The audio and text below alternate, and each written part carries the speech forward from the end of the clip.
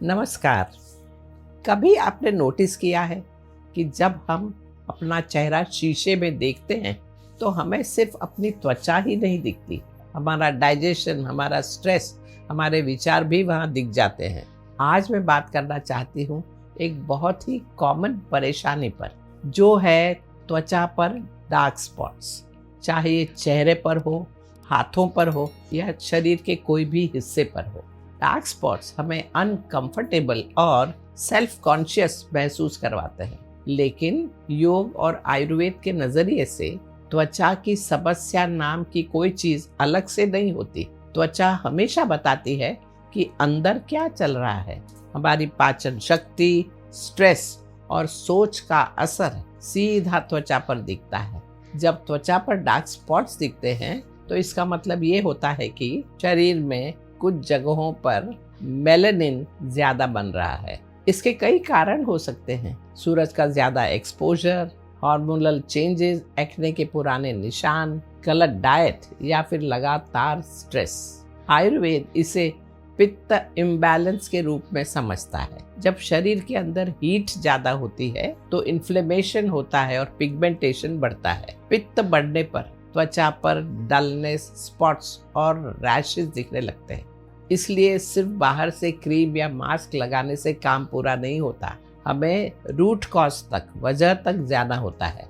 असली सुंदरता तब होती है जब शरीर, मन और सोच एक साथ बैलेंस में होते हैं। पूरी नींद ना लेना, डाइजेशन का वीक होना या मन के अंदर दबा हुआ गुस्सा और एंजाइटी, ये सब शरीर को अंदर से गर्म कर देते हैं। और हमारा चेहरा सिर्फ शरीर ही नहीं, मन का प्रतिबिंब भी होता है। शांत मन अपने आप एक अलग ही चमक ले आता है। तो अब चले कुछ योगिक प्रैक्टिसेस देखते हैं जो डार्क स्पॉट्स कम करने में और त्वचा को अंदर से हेल्दी बनाने में मदद करती है। इसके बाद मैं आपको 2 आसान और प्रभावी फेस मास्क भी बताऊंगी। योग सिर्फ शरीर को ही नहीं, अंदर की केमिस्ट्री को भी शुद्ध करता है।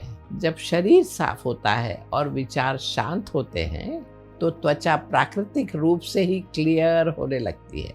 इसके लिए हम कुछ क्रियास, आसन, प्राणायाम और मुद्रास का सहारा लेते हैं, जो सर्कुलेशन सुधारते हैं, डिटॉक्सिफिकेशन बढ़ाते हैं और एंडोक्राइन सिस्टम को बैलेंस में लाते हैं। सबसे पहला है कपाल रंध्र धौती। ये एक जेंटल फेस मसाज है जो फेशियल नर्व्स को स्टिमुलेट करता है, ब्लड सर्कुलेशन बढ़ाता है और चेहरे पर नेचुरल ग्लो लाता है। दूसरा है कपाल भाती। ये क्रिया फेशियल रीजन को ऑक्सीजनेट करती है, टॉक्सिन्स निकालती है और त्वचा के टेक्सचर और टोन को सुधारती है। तीसरा है योगेंद्र सर्वांगासन। इससे चेहरे पर ब्लड फ्लो काफी अच्छा हो जाता है और स्किन सेल्स को सही पोषण मिलता है। चौथा है योगेंद्र शवासन। ये शरीर को तो रिलैक्स करता ही है, चेहरे को भी बहुत ही अच्छी तरह रिलैक्स करता है और चेहरे को रिजुविनेट करता है।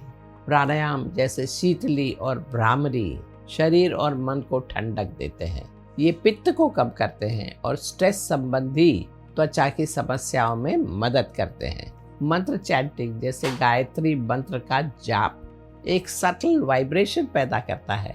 ये सर्कुलेशन सुधारता है, त्वचा को ऑक्सीजन देता है और चेहरे पर शांत चमक लाता है। ध्यान रहे, ये सब प्रैक्टिस जबरदस्ती नहीं करनी है, बल्कि अवेयरनेस और रिलैक्स्ड ब्रेथ के साथ करनी है। ये सारी योगिक प्रैक्टिसेस के साथ आपको आसान प्राकृतिक फेस मास्क भी ट्राई कर सकते हैं।